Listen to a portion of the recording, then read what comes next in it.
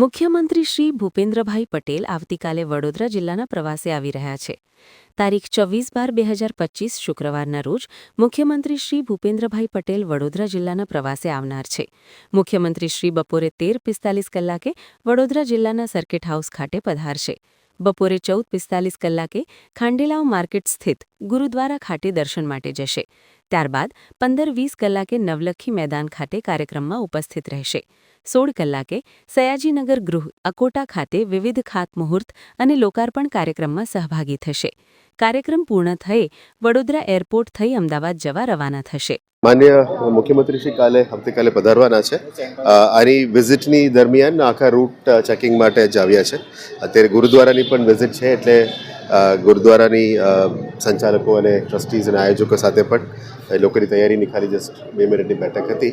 હવે આખું રૂટમાં નીકળવાના છે, એટલે અહીંથી નવલખી ગ્રાઉન્ડ અને પછી સર સયાજી ઓડિટોરિયમ તૈયારી ચાલી જ રહ્યા છે. સિટીનું ખાસ કરીને સાફ સફાઈની બાબતનું જે ઇશ્યુઝ છે એ બાબતમાં અત્યારે રિવ્યૂ કરી રહ્યા છે. આખા તંત્ર આખા રૂટમાં લાગ્યા છે.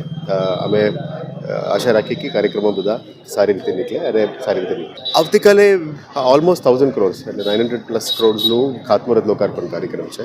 હજી સુધી ફાઇનલાઇઝેશન થઈ રહ્યા છે, હજી ફાઇનલ નથી થઈ, પણ વડોદરાવાસીઓનું સુખાકારી માટે જે પણ સિટી ગવર્મેન્ટ વડોદરા મહાનગરપાલિકા તરફથી થવાનું છે, આ તમામ થોડું ઘણું લોકાર્પણમાં છે, થોડું ઘણું ખાતમુહૂર્તમાં છે. ખાસ કરીને પાણી, ડ્રેનેજ, રોડ, રસ્તા અને બિલ્ડિંગ્સનું જે પણ વ્યવસ્થાઓ જરૂરિયાત છે વડોદરા માટે, એ બાબતના ઉપર વધારે ફોકસ કરવામાં. અમે આવનારા દિવસોમાં સિટી ટ્રાફિક બાબતમાં મારા અને પોલીસ કમિશનરશ્રીનું એક મિટિંગ છે, જોઈન્ટ મિટિંગ થવાનું છે. Monthly joint meeting deputy commissioner લેવલમાં અને ડીસીપી લેવલમાં થતું હોય છે. આ વખતે સીપી સર અને મારા જોઈન્ટ મિટિંગ પણ અમે કરવાના છે. આવનારા દિવસમાં ટ્રાફિક એન્જિનિયરિંગમાં જે પણ સુધારો કરવાનું છે એ વીએમસી તરફથી કરવામાં આવશે, અને પોલીસ તરફથી જે પણ છે CP sir will be briefing you accordingly. પણ ઓવરઓલ ઇમ્પ્રુવમેન્ટ કરવા માટે જ આ પ્રયત્ન ચાલુ કરે.